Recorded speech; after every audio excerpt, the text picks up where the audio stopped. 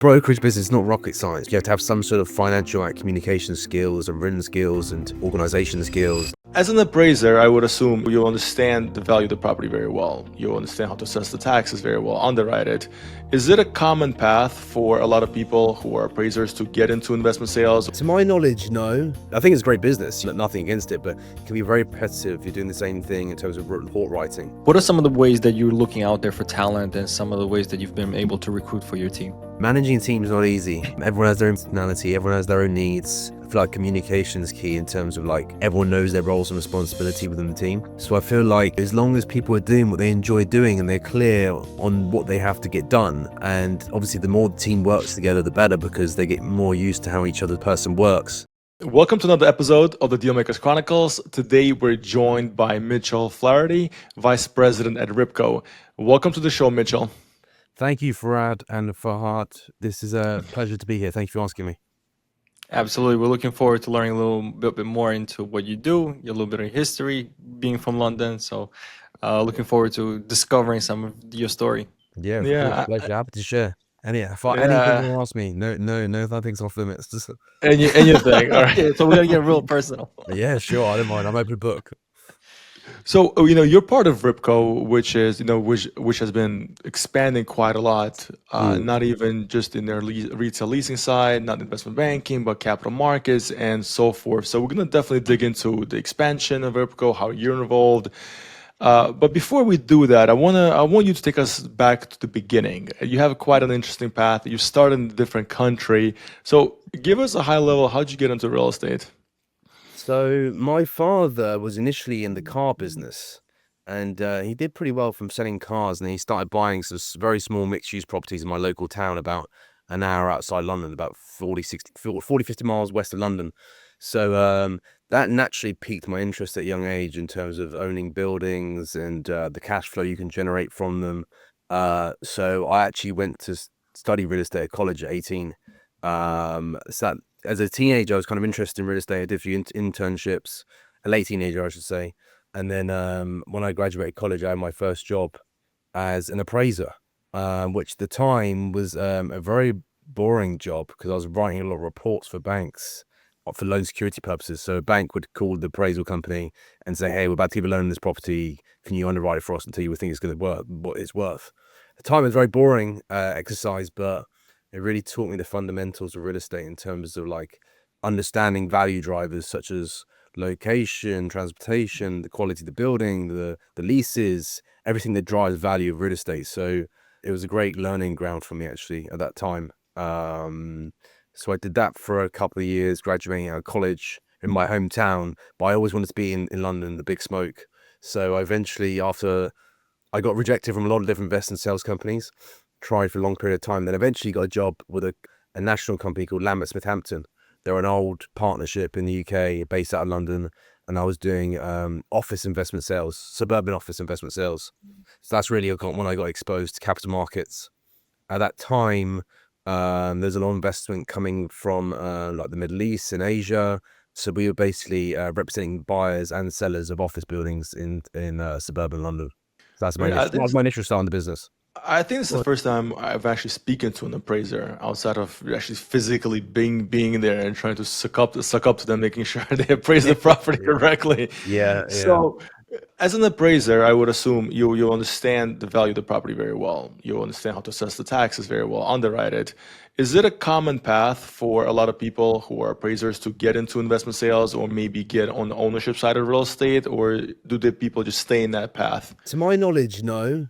I think a lot of people that get into brokerage maybe start or ownership, starting like the property management side of the business, because that's a business part of the business where you get exposed to a lot of different things. The appraisal business can be very repetitive. I think it's great business, and nothing against it, but it can be very repetitive. You're doing the same thing in terms of a lot of report writing. So I personally don't know any appraisers that went to the ownership side or brokerage side. I guess it's more a personality thing. Yeah, so now you being in America now, and I'm sure you have been exposed to the appraisal process here. Yeah. How different is it, the appraisal process in UK versus US? Well, I actually think it's pretty similar. You have a bank asks you to underwrite a property for loan security purposes. You have a fiduciary responsibility to be responsible at that appraisal, and in the UK, you have something called RICS. It's the Royal Institution of Chartered Surveyors, where it's basically a professional accreditation. And if you don't, you have to have the ability and willingness to go to court to defend that appraisal. So, and if you don't do things as you should do, then you can end up losing your accreditation, losing your job. So people want appraisers don't want to take that risk. You know, it's their livelihood at the end of the day. I think there's a similar accreditation in America called CCIM, if I'm correct. So I actually think it's pretty similar. You know, you're just doing valuations of properties and have a fiduciary responsibility of the bank to provide an accurate opinion of value. Do you have any horror stories with sponsors pushing you to appraise a property where they needed to be and didn't appraise right? I do remember speaking to some sponsors calling me about the loan.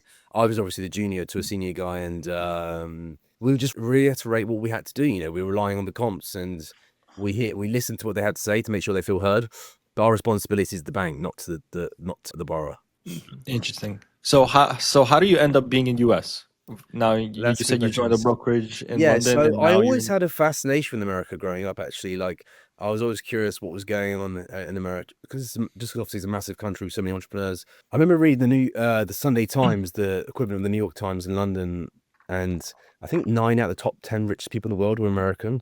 And I thought it was fascinating, like what they're having for breakfast over there. Why is everyone so successful? So I was naturally kind of piqued my interest. And at that time, YouTube was coming a bit bigger, and like you get people like Grant Cardone and Ed Milet and all these motivational speakers on YouTube. So I'd watch them, and I was just like, I guess I was naturally drawn to it. And then I was traveling with back in 2016. I was traveling with a friend of mine around California, and on the last night of a trip, I met my now wife. We kind of met at a bar as a bit of a love story. I was planning to go back to England the next day, but my flight was cancelled. So we were just spending some time together. And then it turned out she was in London that summer anyway, part of our art program.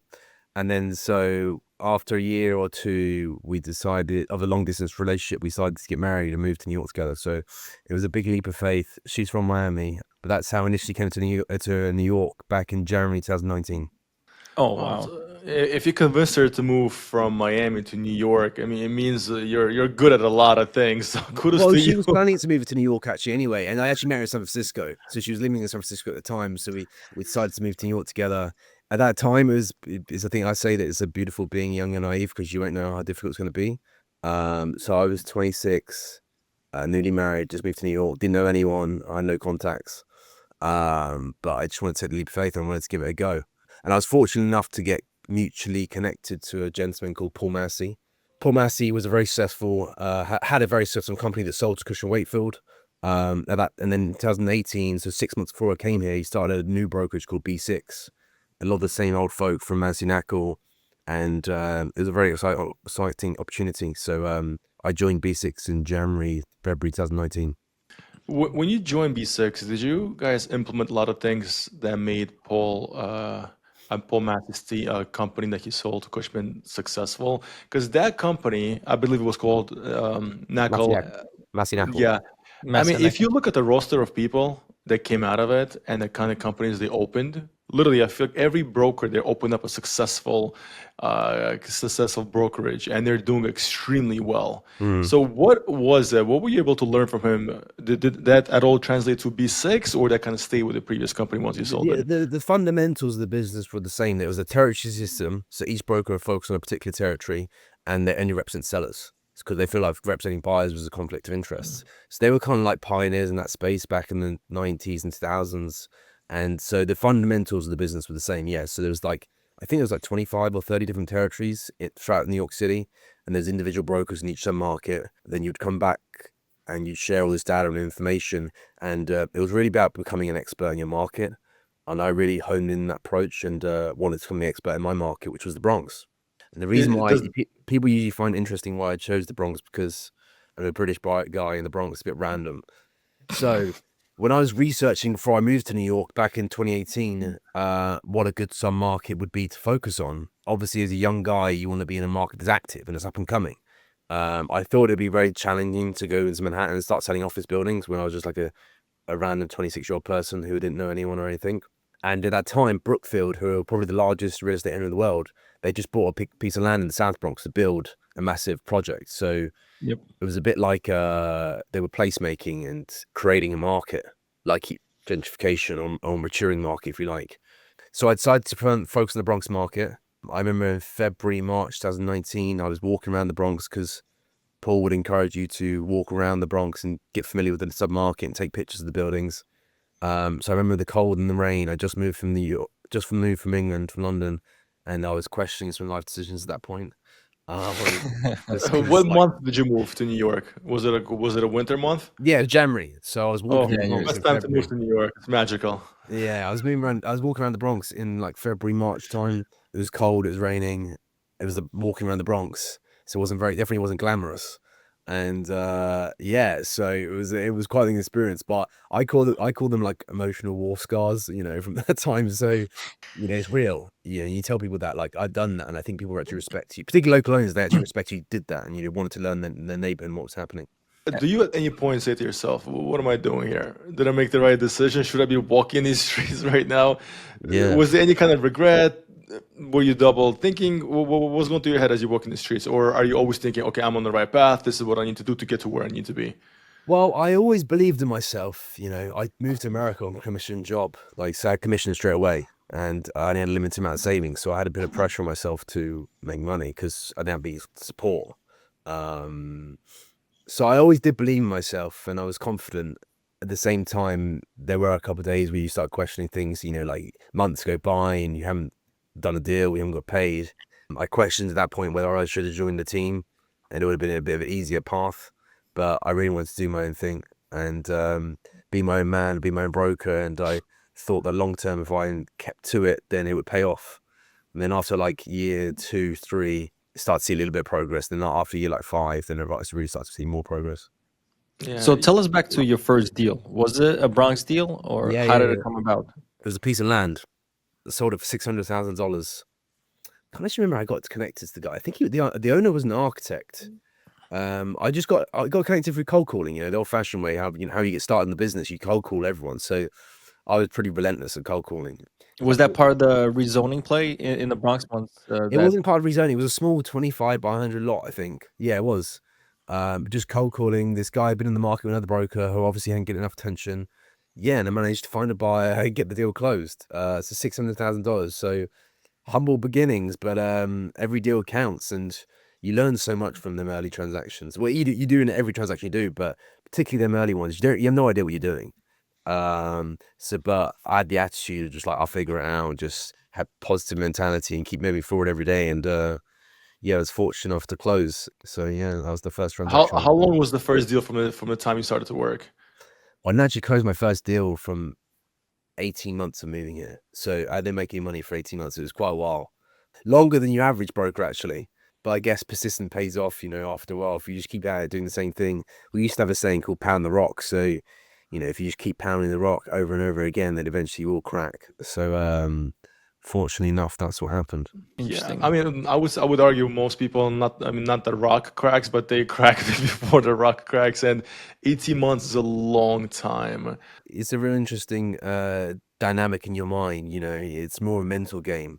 And I've obviously seen a lot of brokers come and go, so a lot of them struggle with that mental resilience. But I read a lot and I try to develop a good mindset and a positive mindset. So I think that's where it all starts, Yeah, I think, these days, or just in general, people look at people who succeed and they always think, what are they doing right? Like, are they doing X amount of cold calls? Why aren't I getting there? I think, having spoken to so many people, all boils down to your mindset. If you're persistent, you'll just make it happen. Like you'll succeed if you give yourself a 3 to 4 month timeline and you give it your 100% and nothing works out and then you quit after 4 months. Like you must be doing yourself a disservice. So the fact that you kept going for 18 months, not falling back to anything, did you do anything at all that gave you a steady salary, any side gigs, or was it all just commission based No, working? I was all in. I tried to did know a close some couple people in the deals? office. I had like a bar job in the evening, but I just wanted to be all in one thing. And I feel like if you were doing a bar job or whatever, then you couldn't really 100% commit because it was a 24/7 pursuit. I did run out of money, and I was fortunate enough that my boss at the time, Paul Massey, a great man who earned a lot too, he gave me a draw. So he lent me money, like the company would lend me money each month, and then I'd pay them back when the deal closed. And I luckily did pay them back, and yeah, it worked out good. So what took you from B6 to Ripco, and now you're in retail leasing, correct? No. So Ripco, we moved to Ripco, me and my partner, a couple of years ago now. Ripco are historically known as a retail leasing company. I think they started back in '91. They worked with a lot of national tenants such as Target, others that names escape me, but they have a dominant presence in that space. And then about 4 years ago, they opened up in the capital markets business, investment sales. So then they started to, want to expand. And then 2021, they expanded to Florida as well. They bought a company down there. And then me and my partner came over 2 years ago, and we're the sales team in the Manhattan office. So our team focused on Manhattan and the Bronx, and we're the investment sales team in this office. We have a team of a team of 6 of us. We do about a deal a month. Last year, we sold about 100 million in properties. So we're really just we're a young, hungry team growing and just getting into our stride. What kind of properties do you focus on? Is it anything that comes your way, or is there a specific niche? Yeah, so we're more geographically focused in terms of Manhattan, the Bronx, but we have had a lot of success recently in land sales because, particularly in the Bronx market, that's what the market wants. There's a lot of development happening, so there's a lot of developers looking to acquire land. So a lot of different families and institutions have hired us to sell their land for them and get top dollar for them. And then, because in the New York market, the New York laws changed for rent stabilized properties. So the multifamily sector has been really hurting since 2019. So that asset class hasn't traded as much. We've done a fair amount of industrial, like commercial, like retail and industrial as well. So we've done all the asset types, more focused on geographic regions. The land So, sales that you do now in the Bronx, does it go mostly towards affordable housing developments, or are some of these at all, if any, free market? So Mott Haven's a submarket that's seen some free market new buildings being built. They all utilize a 40FX or the old 428 tax payments. There is some component of affordability, but that's a free market evolving neighborhood. For the rest of the Bronx, they are all affordable housing developments, yes. They're getting funding from the city to build. Most of the developers get their fees via HPD, and they take a portion of the construction costs. So the majority of it is affordable housing. That's it. I like to think I'm playing a very small part in the affordable housing crisis because there is an affordable housing crisis in New York City, and developers need to keep building to meet the target sets by previous mayors and now Mayor Mandami. So yeah, there's a lot of housing units need to be built, and I'm trying to sell these lands to these developers so they can build it. so speaking about the sentiment with Mandani, right? So after 2019 rent laws that significantly hampered rent stabilized properties, right? You being able to destabilize it, make it free market. What is the current sentiment that you feel you're feeling from developers? Was there fear of him becoming mayor? Was there optimism? Is it like the doom and gloom that people are talking about? 1 million people are going to move out, which obviously is a ridiculous number. Yeah. What is the sentiment that you're feeling from the developers that you work with? Firstly, de Blasio wasn't the best mayor, and well, definitely not the best mayor. And New York's very resilient, and we got through that. So I'm confident that New York continues to prosper. Obviously, there are negative headlines. People were expecting this to happen because he was winning by far on the polls. I think that people are still digesting the information and what this means. Be interesting to see what team he puts around him on the affordable housing space. So who his advisors are and what he plans to do. My understanding is that he is trying to streamline some of the processes for planning with the BSA approval, so that's obviously a good thing. Maybe it's a good thing for affordable housing development. He has talked a lot about it. So if a lot of these non-profits in the Bronx market that build and partner with developers, if they're well funded and they have more resources, that may be a good thing. However, he's proposing rent freezes on rent stabilized buildings, which will be the final nail in that coffin for that asset class because it's just been hurt so much, and they need increases in their rent in order to keep up with all the expenses required to manage these buildings. So it's early days. Obviously, it only happened this week. I think people are digesting it. I think that it was kind of already baked into the market because people knew this was going to happen for the past 5 months or so.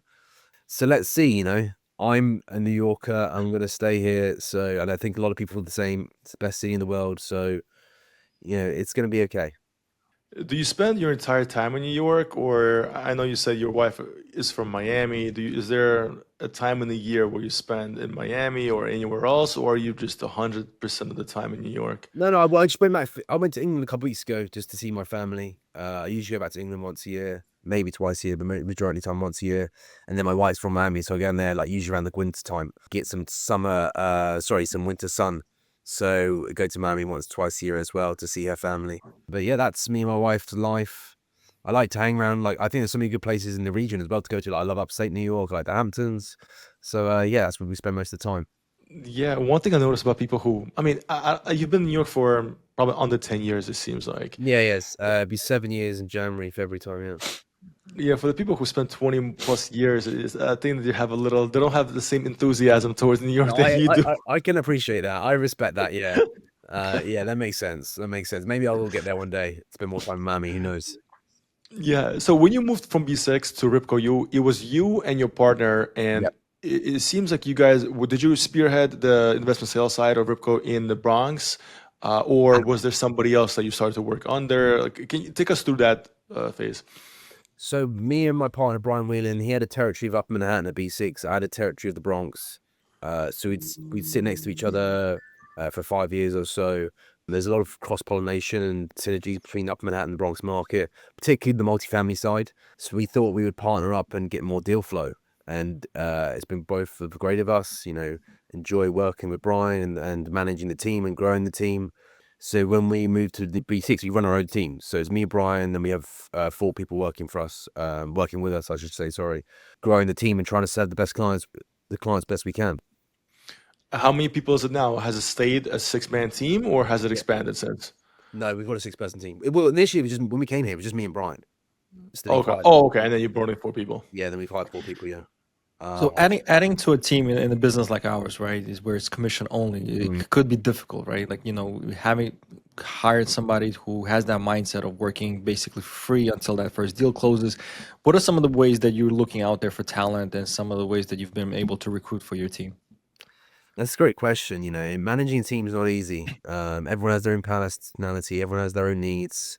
I feel like communication is key in terms of like everyone knows their roles and responsibility within the team. So I feel like, as long as people are doing what they enjoy doing and they're clear on what they have to get done, and obviously the more the team works together, the better, because they get more used to how each other person works and what each other's strengths and weaknesses are. So I feel like that's the key component of running a team and building a team. We're probably stabilized for now just because we have enough people and we've become very efficient where we can get a lot done. But in terms of attracting talent, it's a difficult, and the things we look for, it's like, the brokerage business is not rocket science. You just have to have a good attitude. You have to have some sort of financial acumen and communication skills and written skills and organization skills and definitely grit. It's hard to gauge whether someone has grit from from an interview, but then they usually end up lasting, if they don't have some sort of mental strength and ability to persevere. So we like people that have a good attitude and just want to show up and work hard every day. What are some of the places that you look for? Sorry? I said, what are some of the places you look for talent? Is it other shops or is it straight out of? LinkedIn's been a good tool for us, actually. If we put something out on LinkedIn, we usually get quite a few responses, and we build up a pretty good brand within the marketplace that people know who we are. So young brokers reach out to me all the time looking for advice, and I always meet with everyone because you just never know anyone's gonna. It's not hard to get meeting with me. All you have to do is text me or call me, and I'll meet with you. And then you never know where someone's going to end up or how you can help them. And big believer in sort of reciprocity, where what goes around comes around, and just be helpful to people because it's a small business, and Absolutely. maybe the young broker will end up becoming a principal in 10 years time. You do a transaction with them or they refer you some business. So, and on our podcast, we always invite brokers on, which some people find a bit weird because they're our competition, but we don't really see it that way. So yeah, LinkedIn and like social media has been pretty good for us, actually, just in terms of putting ourselves out there. Sounds very Nice. millennial of us, but it's kind of relevant today as well, which I'm sure you guys would agree. You know what is like one thing that we've noticed a lot of people, I think people changed a little bit from 10 years ago. I think people expect more now and they want to work less. I don't know if if that is what you come across when hiring people, but there's a lot of communications we have where people want more time to themselves. You don't have that like the grit that even you had when you came in. Like, I don't care. I'll work however many months I need for free as long as I get to where I want to get to, and until I get to where I know I can get to. Here it's, oh, can I get the draws? Can I get a salary? Can I get this? I don't know if you guys are seeing any of that. I think just the people changed a little bit. I think they expect a little bit more. I definitely think post-COVID, there is more flexibility required, even for young people. Honestly, we like to give the team flexibility because if that's what they want, we want to make them happy, Otherwise, so like if they need flexibility, that's okay. I tend to work from home 1 day a week and be in the field and go and see people. So yeah, I hear what you're saying. I think that like as a leader, you just have to maintain your standards and not be affected by people around you. So if you're setting a high standard and a high bar, then people tend to follow. And if they don't, they tend not to last with you. As long as you're maintaining your high standards of your work ethic, then that's kind of contagious. Yeah, absolutely. How was your role as chair of REBNY, Upper Manhattan and Bronx Committee influence your perspective on the market? Are you still bullish on the South of Bronx? I know, like the time that you mentioned, right, the late teens, there was a lot of rezoning by the Yankee Stadium and everything like that. How is this market for South Bronx currently? Yeah. So firstly, Remedy is a great organization. I was involved with Remedy ever since I moved here. I thought it'd be great to attach myself to some sort of credible organization. I think Remedy is the oldest organization for real estate in New York. So it's been great for me. I've been heavily involved with various different organizations there, committees there, I should say, sorry. But to answer your question regarding the South Bronx, so Mott Haven, as I mentioned, is an evolving neighborhood. I think there's like 10,000 units coming online there in the next few years. So it's definitely taking a while for these units to absorb just because there's like a massive supply. And we've seen it in other markets, Long Island City and Williamsburg, when you build so many units in the market, it just takes a while for all these units to be filled up. So there is some vacancy. Despite that, it's amazing how much it's changed in the past 5 years. It's like, it's night and day. All you have to do is go drive past or go and trade past, and you'll see these massive skyscraper buildings with unbelievable amenities. You've got Brookfield's kind of started that trend. And then I call it like bees around honey. And then you got like RXR, you got Lightstone, you got Ben Bytel, you got all these other different Brooklyn aesthetic groups that are building in Mott Haven because they all clustered together, and you're building and placemaking a neighborhood. And you've seen that in various different neighborhoods, not just in New York, in different cities around the world. So I'm very bullish on that market. The reason why I'm bullish is because the transport expectation is, you can get to Grand Central in 15 minutes, so it's very easy to get to. The retail amenity is lacking a little bit, so you're starting to see better retailers come to the neighborhood. As I said, the amenity of these buildings are first class, and the rents are a discount to what you pay in Manhattan, so it suits someone well who wants a really nice apartment at a lower basis of rent. I think it was 10 years, 12 years ago. I think Bronx became, okay, this is the next spot. Everybody wants to go there. Everybody wants to build there. Is there a market, in your opinion, in New York City, which is similar, where people are saying, okay, this will be the next place that blows up? Or it just started and finished the Bronx? That's a good question, actually, because everyone's looking out for the next, opportunity where you can buy, and it's the next Williamsburg. In 10 years' time, your real estate's gone up 10x in value. You kind of I think over time, it's harder and harder to find them neighborhoods. I'm sure you guys down in Miami, I think that my wife used to tell me when she used to go to the design district, 10 years ago or however long ago, she would go there and there'd be like 2-family houses. Now you've got like Gucci and these high-end brands there. So it gets more challenging over time, because another reason why I chose the Bronx market is because like New York and London are both global cities, both global comparable cities, and like London's been around longer than New York. So the rationale in my head is that there was nowhere in London that had the quick access to Midtown Manhattan equivalent of Central London that the South Bronx did to Midtown Manhattan. So I thought it was just inevitable and mature, just because geographically where it is, it has its close proximity. So, God, that's a good question. Where is the next hot pocket? Like Inwood in Upper Manhattan was rezoned a few years ago, and that's seen a lot of development as well. So, but I think you buy anywhere in New York City with a 7 to 10 year horizon and not a short-term mentality of I'm going to flip this in a year or two, then you're going to do well. But you have to have a longer term perspective. So I would argue that like the Mott Haven is a good market to invest in because it still has a long runway. We're still not the second inning. There's a long way to go. I'm sure, and I think generally in New York, there's good buys out there right now, just because values come down so much in the past 5 years or so.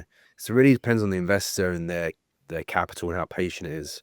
That's why you're seeing a lot of these family offices buy these buildings, because they have patient capitals, whereas the institutions need a IRR and they need a shorter term horizon to get their money back to the investors. Do you see the Bronx, the South of Bronx, that boom in the development expanding further north? Yeah, it has done. It has done. There's been rezonings on Jerome Avenue and the Metro North area in the East Bronx. And so you're seeing development all across the Bronx, mostly affordable housing. And so it has expanded north. There's so many units being built. It's unbelievable. You have to do a drive around, you can see it. So yeah, to answer your question, it has come north. let me ask you this, right? When it comes to affordable housing, it is great, right? But when it comes to building free market apartments, oftentimes developers get nervous when in the area there's a lot of affordable buildings. It almost devalues the property. Not everybody wants to live around certain kind of buildings. Is that gonna long term create issues for the Bronx in expanding north? The fact that there's just so much affordable housing being built exclusively in the Bronx. I feel, and correct me if I'm wrong, I think there aren't many places in New York City where now it makes financial sense to build affordable housing as a developer. Like price per square foot, you just can't do better. And there's just been so much there. Are people nervous about building their free market if with all this affordable development going on? No, not at all. Because when they build these buildings, the amount of applications they get, because there's such a short supply, is like the demand is so high. That's what's great about New York City. It's like there's so many people want to rent apartments. There's a lot of program vouchers as well, who a lot of these units are leased to, like City FEPs and Section 8. So the demand is so high that the developers have zero risk of finding tenants for these apartments. It's like so many people that want it. But you're correct in terms of the Bronx probably has the lowest land basis in compared to our outer boroughs. Maybe like East Brooklyn, you could do affordable housing. With that said, land values in the Bronx have gone up a lot. Like they've doubled since the time I've been here. 40%, sorry, it's from $60 to $100 a foot. So yeah, like, I think the demand's high, and I think if you build quality apartments, you will find a tenant. Yeah. So it goes as much as $100 a foot for a developer who wants to build affordable. Yeah, exactly. Yeah. And they're still finding ways to make it underwrite. Because I would think with an increased cost of funding, I mean the cost of financing is coming down, not as fast as everybody wants to, obviously. But construction costs are still up. I'm surprised they're penciling it in. Buying land at $100 a foot is quite expensive.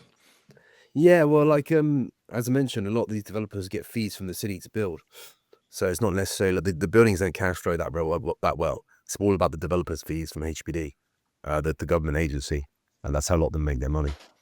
You're also a fellow podcast host, right? And what inspired you to start your own podcast, the Brokers Brunch podcast? And what was your idea behind it? So me and Brian started that, God, like 2.5 years ago now. The idea was just to speak to the best minds in the industry, and as a broker, you always have to try and differentiate yourself and get your name out there. So it was just like another outlet to get your name out there. We started off slow, and then now we've been really going for it recently. Like we do a weekly podcast with some of the top people in the industry. Like I recently had like Francis Greenberg on the show. I've had Chris Schlank on the show. Some big names in the industry. So it's been great to build a network. We send it out and people enjoy it. So we'll do it as long as we continue to get good feedback. And it really is interesting just speaking with these people and how you realize how smart they are. And Yeah, absolutely. and I think the biggest takeaway for me is that these very successful people have a lot of depth and character to their personality because they've had so many challenges to get there. So they've really had to adapt and pivot over such a long period of time to get to where they are. So yeah, the one common theme they all have is resilience for sure. Yeah.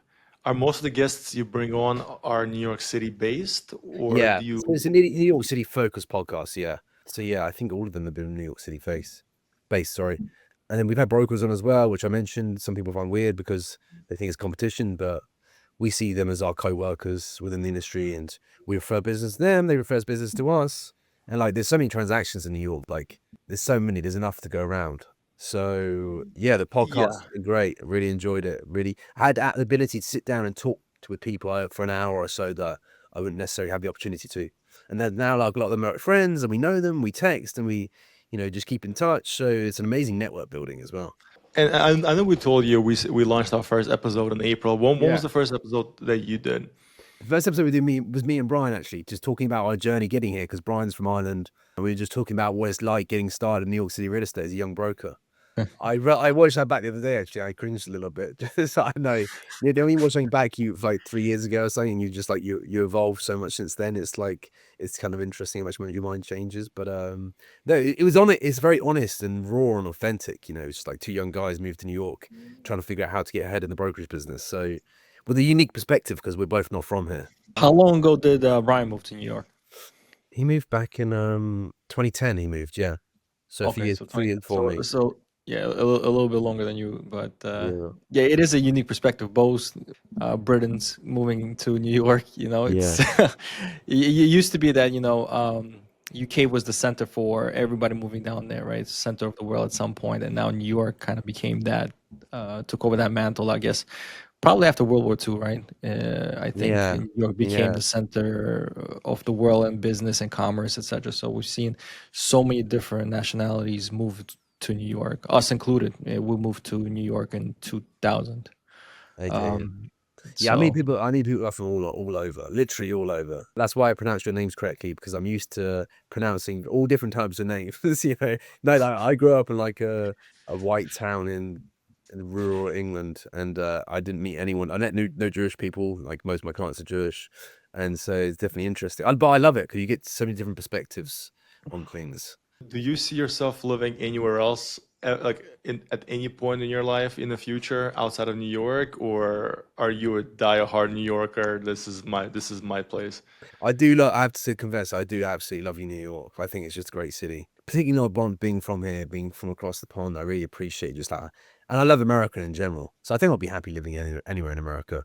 so I guess the biggest test that I will give you right now is, do you say soccer now or football when you refer? I actually say soccer. I have to say, I've kind of. Okay, so Oh now that's wow. it. You're Usually that's American the now. one thing that lingers forever. I know. I kind of. It depends where I am. If I'm here, I'll say soccer. If I'm in England, I'll say football. But I guess obviously I still have an English accent. But I guess some of the English words I used to say, I don't say, like mate. Mate is very common English saying. But anyway, yeah, I digress. Yeah, it's funny. But I think, yeah, the accent really, I think, works in your advantage. For whatever reason, having a British accent gives you a certain level of sophistication. You just sound Yeah. smarter. You can say that, whatever you want, but wow, that person's really smart if they have that accent. Yeah, I guess so. People used to say that to me. Oh, we should like have an accent. You get, I think people definitely remember it, but you still have to execute. So maybe you get someone on the phone for like 10 extra seconds to go curious, but you still have to be Yeah, competent and execute on what on your knowledge base. yeah. So for a young person who's watching this podcast and he says, wow, Mitchell, went 18 months without getting paid a commission, and he would have kept going longer for longer if he didn't get paid. Like, how do I get that resilience? Is that something they can learn? Is that a certain mindset they can switch? Or do you think there is an aspect of having born with that trait that you must have? Yeah, I don't think it's something you learn. I think it's you have it or you don't. You either want to do something in your life or you don't. It's not up to anyone to tell you to do that. It just has to come within. It's a bit like the Yeah, boxer analogy. When you get a boxer training in a gym, you can't go up to the boxer and ask him if he wants to go in the ring and fight. He has to come up to you and say, "Hey, can I get in the ring?" It's got to come from within. I'm a big believer in that. You've got to have self motivation. You've got to have self drive. You really want to get up in the morning and attack it and go after it. There are certain skills that you have to learn along the way, like communication and written skills and negotiation skills, which you can learn. And I've read endless books on like communication, negotiation, psychology. Like psychology is a big role in our business. So you can learn all things, but like the pure grit and drive, it has to come within. I'm a big believer in that. yeah. And it may sound discouraging to a lot of people. So if I don't have it, will I ever have it? Probably not. But I do agree with you. Even entrepreneurship, and I attribute a lot of brokerage to entrepreneurship, is that mentality. You're Yeah. essentially working on your own hours. Nobody's on top of you. Nobody's giving you certain tasks. You hold yourself accountable, Mm. and not a lot of people can prosper in that kind of environment. Yeah, no, Uh, it takes a unique individual, but once you close a few commission checks and that'll make you very happy and that'll keep you going. Because the upside's massive. It's a cliche, but there is unlimited potential, in this business. You can do whatever you want to do. That's what I love about it. yeah. It's such a high rewarding business if you put the effort in. That's the key component of it. You really have to put a lot of effort into it. Absolutely. You mentioned that you read a lot of books on negotiation and psychology. What would you say is your favorite book on negotiation?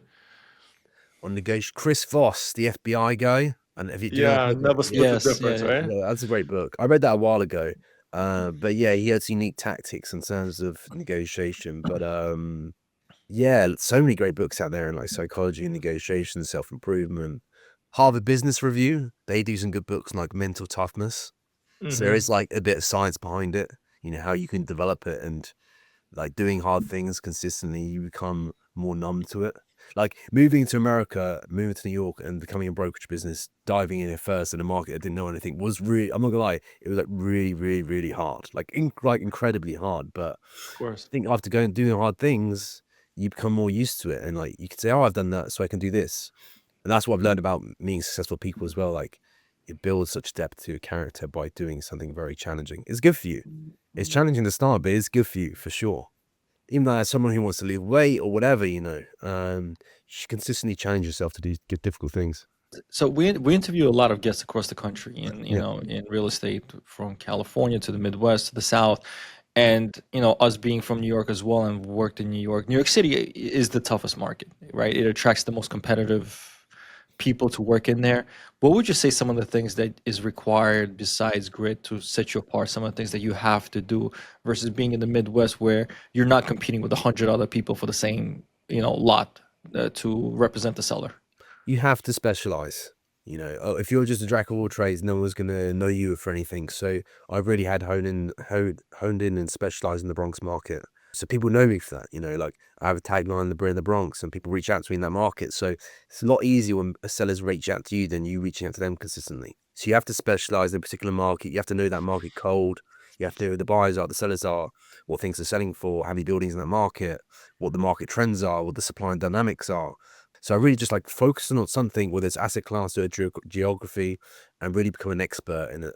Expertise. Like clients want expertise. They don't want someone who just like knows a bit about everything. They want specialists. So I really believe you have to specialize in something and be known for something. Absolutely. So we started this podcast at 8 a.m. You were not you were right on time. I asked you what time you get to the office. You said 6:30. What time do you usually leave the office? I'm an early bird, so I usually leave a bit earlier as well, actually, like 4 or 5 o'clock.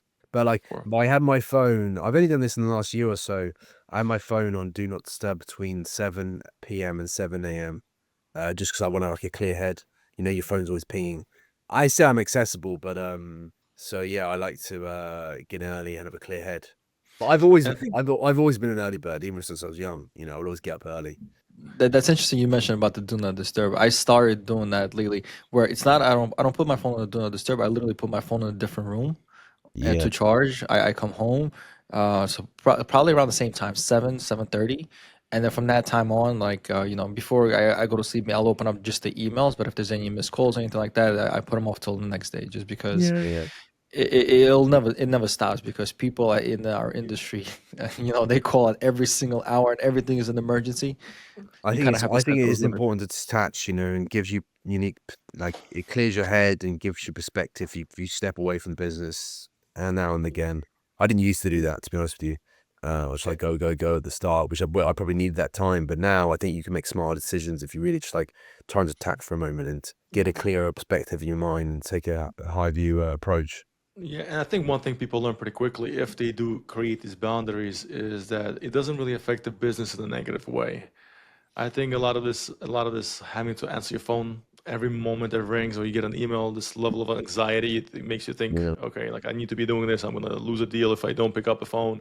It's not always the case, right? If you Yeah. detach yourself, like you said, from 7 p.m. on, and 7 p.m. is not early, right? I mean, it's not No. like you're detaching yourself at 5 p.m. Like 7 p.m., you're still leaving yourself a lot of time after work hours for people to reach out to you, which you Yeah. still are available. Yeah. Outside of real estate, what do you? How do you stay grounded? What do you do? What do you do for fun? What are your hobbies? I would say my wife keeps me very grounded. I'd like to play golf, so I'll go back into golf this summer. I find it very like tranquil and peaceful, just being out in the open and being nature. Like I like going upstate, going for walks. I also enjoy like the male bonding time, the bromance of like of a golf. Get out in the house for a bit. And just have like a when you have a conversation with someone you're playing golf with, it feels very personal because you're in a golf cart, just walking through nature together. I think they say that men invented golf, so it gives them an excuse to go for a walk together or something. Oh, Anyway, wow. I enjoy playing golf. I have a dog, so I enjoy taking my dog for a walk.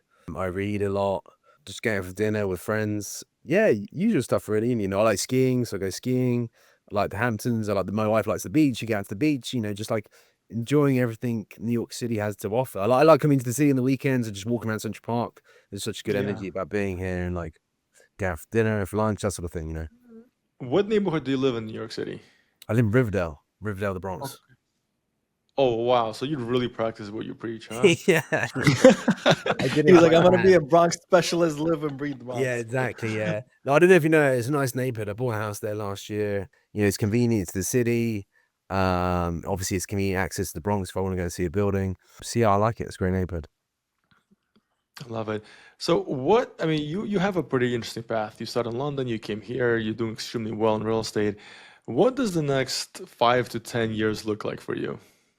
So we want to keep growing the team and keep grabbing and dominating market share and keep doing what we're doing basically, but at an added rate. And it's really kind of get enjoyment about the team, you know, the team aspect. It used to be about just me, what I'm doing, but now it's like what the team is doing, what the team goals are, and like seeing the junior guys growing and getting their deals done, the first deals done, the second deals done. We have certain revenue targets that we want to hit.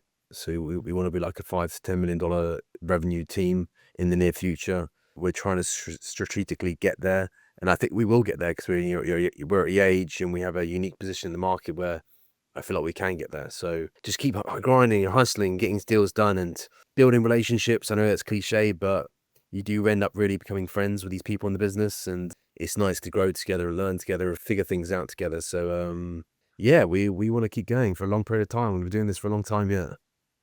One of the Yeah. things that we've noticed across the, everybody that we speak to is AI being a big influence currently.